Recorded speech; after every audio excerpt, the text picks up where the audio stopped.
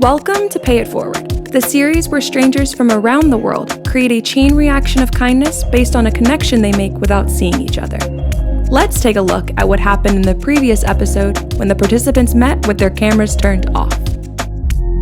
Hi everyone, I am participant 1. I work as a teacher in the city of San Francisco. I've been teaching for about 9 years. Hello, my name is Cristina and I'm 23 years old. I'm from Bogota, Colombia. Hello, participant 2. Oh, hi, participant 1. Nice to meet you. Yeah, nice to meet you as well. It's kind of funny talking to a black screen right now. What is one thing that brings you joy? The first thing that came to my mind was family, whether it's like spending quality time with my sister or having like a good conversation with my parents. I love to host and I love to cook. What do you enjoy cooking? Usually desserts, I think. My sister loves them, so I like to cook for her as well.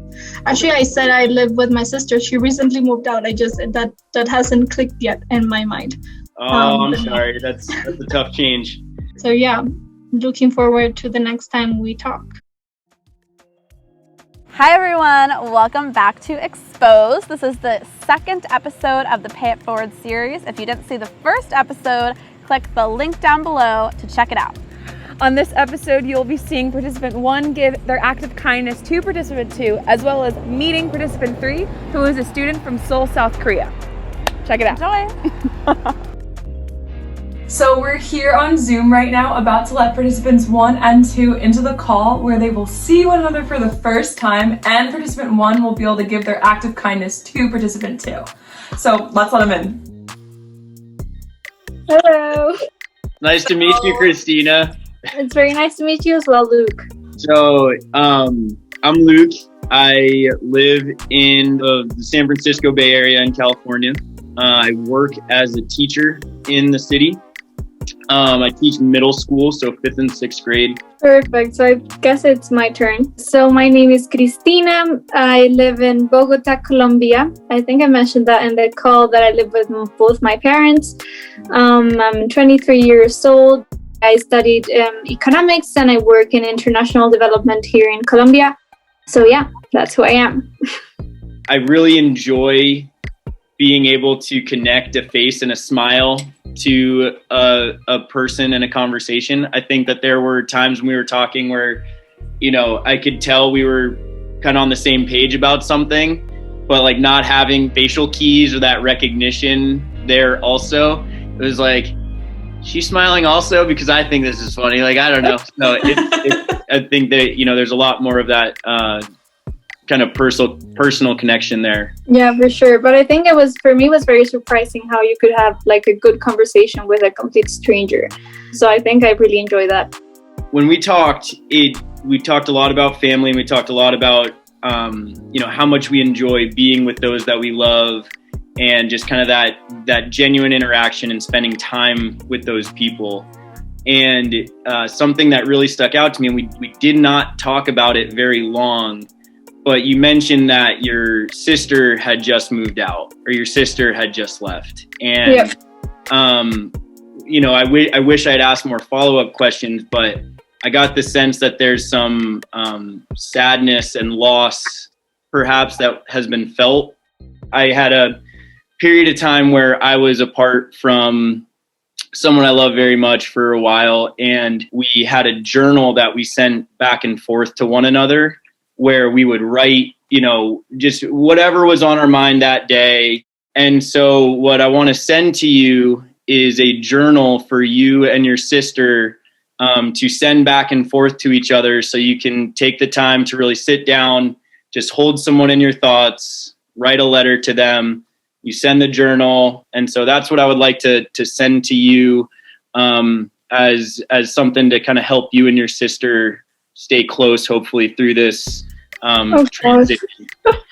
That's the sweetest thing ever. I cannot imagine how you came up with all that. But it's lovely. It sounds like a great idea, and very, very well received with all the kindness. I hope the journal works for you as well as it did for me. It really is. It'll be nice, I think, for you and your sister. So it's very nice meeting you. It's very nice to meet you as well, Luke. Bye. Welcome to the Pay It Forward series. How does it work? Two strangers who differ in age, race, wealth, or gender, and are always from a different location will have 2 calls over Zoom. On the first call, there is a catch. The participants have to do it with their videos turned off, concealing their identity from each other. During this call, they will ask each other a series of questions that inspire a connection between them. On a second call, the 2 participants turn on their videos, revealing their identity, and participant A will give an act of kindness to participant B based on something they said during their first conversation. Following this big reveal, participant B, who received the act of kindness, will now pay it forward to participant C, another stranger, repeating the process. And this movement will continue, connecting people around the world to demonstrate how a single act of kindness can have a cascading impact globally.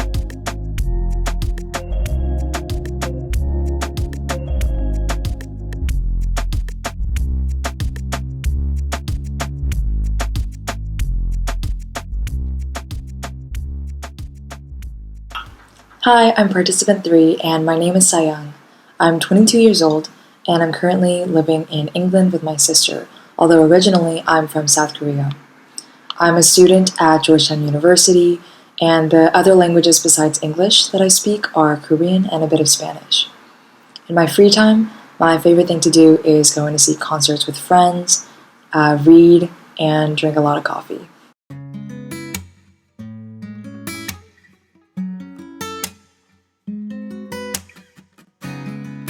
Hello? Hello. Hi. Nice to meet Nice you. to meet you. How are you? I'm doing well. What about you? Also good. Things are going good. So yeah, I think we can do the questions in like any order. Do you want to start? I'm happy to start with a question. Perfect. So my question is, what is your guilty pleasure? I would say my guilty pleasure is eating raw cookie dough or like some kind of batter. So I love that. And I would always get like my grandma or my mom, they would be like saying like, oh, you shouldn't be doing that. But with my sister, we just love it. Oh, definitely. You have to. It's part of the... I know, it's part of the ritual, right? What about yours? I think my guilty pleasure is self-help books. Okay. I call it a guilty pleasure because even though 9 out of 10 books like in the self-help category that I've read is bad, like it's a waste of money. I'm like, why did I even do this? For some reason, I still keep going back to them.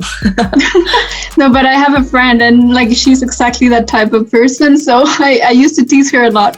But I think at one point she gave me a really good book about like, I think it was about like having conversations with people and like how to talk to people or something like very, it turned out to be like such a good book. So now like I stopped teasing her about it.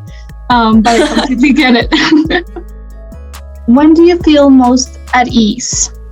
I would say knowing that I have kind of completed everything I need to do that day, you know? I do feel as though I'm like a kind of to-do / task-oriented person, and I like to go into the day thinking, okay, like I want to achieve XYZ today. So at the end of the day, if I feel like I've done a good job of getting through that list, I feel like relaxed and like I can take my mind off of things and do something else.